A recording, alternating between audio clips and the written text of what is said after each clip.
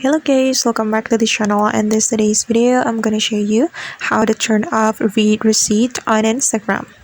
Okay, here I have opened my Instagram application on my phone, and first of all we can go to our Instagram direct message, tap on this message button. Then you're going to select a personal chat or group chat you would like to turn off the read receipt, and I'm gonna go with this personal chat. So we can tap on the personal chat.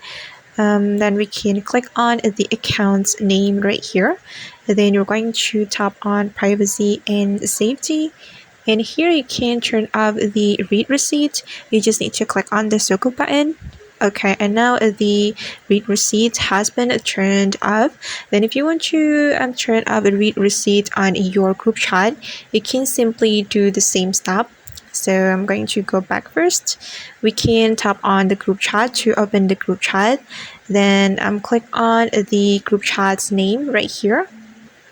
Okay, then click on privacy and safety and simply tap on the circle button to turn off the read receipt.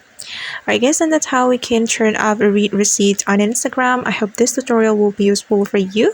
Thank you so much for watching and see you on the next video.